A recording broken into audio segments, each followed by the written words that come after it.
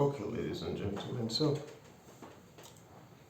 what I want to talk about today is we want to see what the average consumption of I've listed at least 5 cars we're going to be dealing with today, and that is the Peugeot,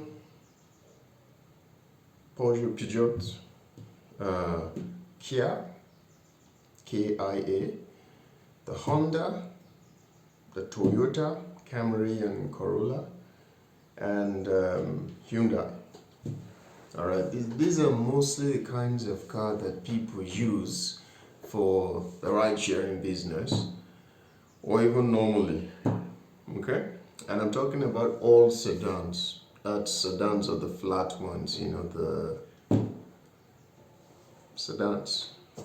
Okay? Don't know what other name they're called. Okay, so let's just get into it. Now, first of all, I need to say something. The numbers I'm giving you are not essentially, well, they are subject to further investigation, let me put it that way, okay? It's not to say that for sure, that's what it is, because sometimes you may have a number quoted even by the company and you realize that your car is doing even better than what is quoted. Okay, but this is just to give you a general idea or a general sense to what you should be expecting if you're using a certain type of car, if you're looking to buy a certain type of car to drive either for the business or for personal purposes. Okay, so let's start with the Peugeot 206. I think that's how it's called. Yeah, I almost said 206. 206. Peugeot 206. Peugeot 206 has an average fuel consumption of 6.2 liters to 7.4 liters per 100 kilometers. All right. So the quotation I'm giving you now, or the numbers I'm giving you, is per 100 kilometers.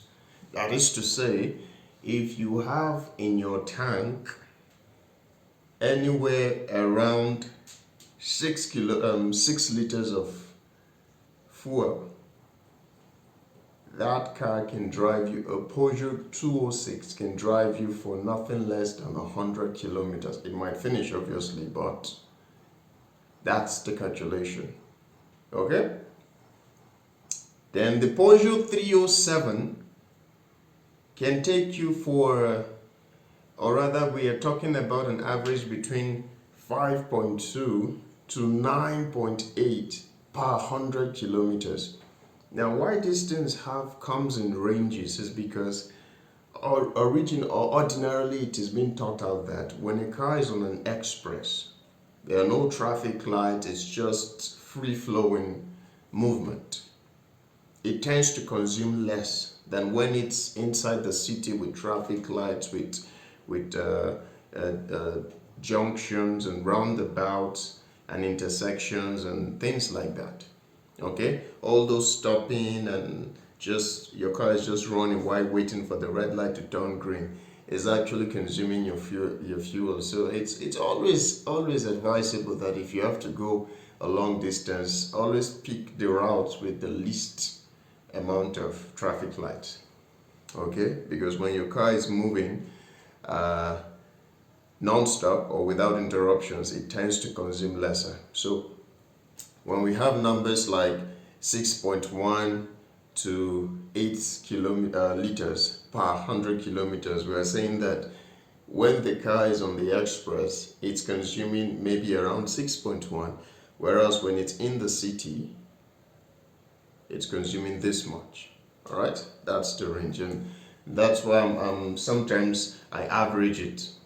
I simply just join the two together and divide it by 2 to just have a singular number you can work with.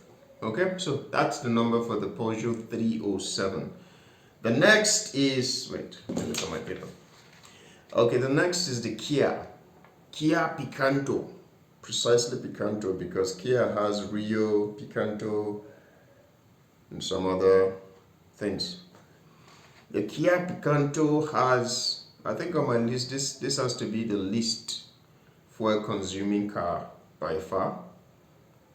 A Picanto has a consumption ratio of, or rate, or range of 5.3 to 5.5 per 100 kilometers. This means that, typically speaking, the Picanto does not use anywhere, whether it's on the express or inland, it doesn't consume more than 5 or maybe 5.5 kilometers. And that is extremely good, extremely good. One other thing I think I should have added in the beginning is any car that consumes anything around 7 liters per 100 kilometers or less are considered fuel efficient.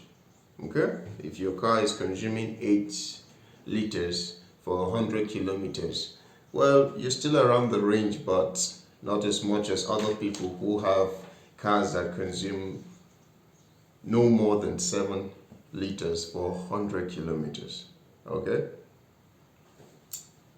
Alright, now, the next is the Honda. First, I'll deal with the Honda Civic, 2002 model to be precise. And the 2002 model consumes around 6.8 liters to 7.6 liters per 100 kilometers.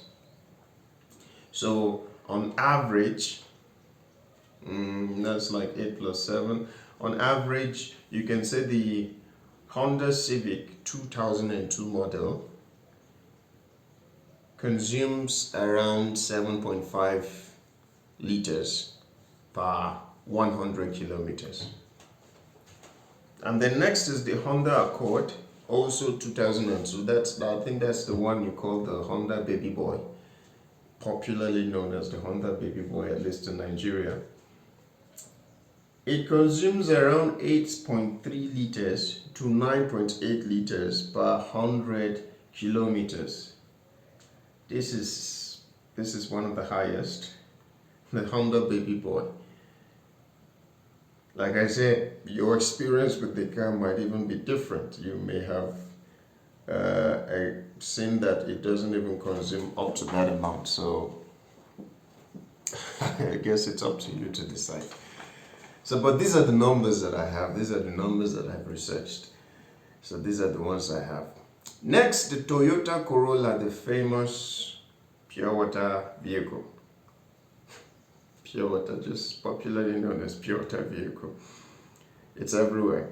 So the Corolla consumes around 6.6 to 6.9 per 100 kilometers. So on average, you can put the Corolla around 7 liters per 100 kilometers. Okay? On average. And then the Camry, specifically the kind of Camry I'm talking about here is not it's not the one you call I'm talking about the Big Daddy or Big for Nothing, the one that came after the Envelope or Crystal Lights. These are all nicknames for these cars, but the picture should help you understand better. The Camry consumes around 8.2 to 9.6 liters of fuel per 100 kilometers. Mind you, 100 kilometers is a very long distance, okay? We're not talking about just something you can lag easily now. It's a very long distance, all right? So all of these cars, according to me, are very fuel efficient, first of all. And another thing again is the Camry engine is a big one. A big engine is tantamount to higher fuel consumption, okay? And then apart from that, another thing is their acceleration is very, very good. If you have a Camry and a Corolla on an express moving, a Camry will always beat a Corolla, or a Camry engine will always beat a Corolla engine any day, anytime, okay? Because the Camry engine can really, it has a better horsepower. It can really move, you know. Same thing I think with the, I want to say Peugeot, but I'm not very sure of that. I'm sure of the Honda though. The Honda engine is also very wonderful when it comes to movement, okay? Taking away the leg problems and some other things like that. Okay, final car is the Hyundai. The Hyundai Elantra 2004 consumes around 8.1 to 9.1 liters of fuel for 100 kilometers. This is a bit much. It's a bit much. On average, on average is around 8.5 liters. That's a bit much, but still not very far from like 7 or 7.5 and all that. Then the Sonata, Hyundai Sonata, consumes around 8.3 to 10.1. Wow, that's really on the high side. Okay, so these are the numbers I have, and like we said, I mean, some of these cars that I know, at least I can tell you that the Peugeot, the problem with the Peugeot, the common problem is usually electrical, right? Before you know it, your brain box has some issue and it needs to be reset and it needs to be touched. Like fuel consumption could literally be linked to a malfunctioning brain box. That's how much electrical concerns the Peugeot vehicle tend to have. I'm not saying it's such a big headache, okay? Because electrical, I mean, you can fix electrical problems, right? So, but I know that to be the common problem of the Peugeot vehicle. Then the Honda vehicle is obviously the legs. Honda vehicles have very, very terrible, well, leg walk, or what do I call it now? They just did not do it so well, and I don't know if you've noticed, after a while you find that even the back tires begins to, you know, slant a bit.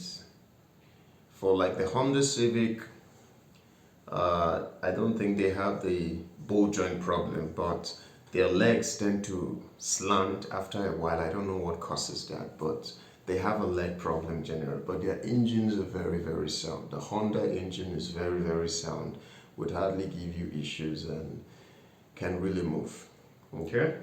And then the Corolla, well, I think the Corolla has the least kind of problem. A Corolla could really go almost a year and all you've done is to change the brake pads if they worn out and engine oil, obviously.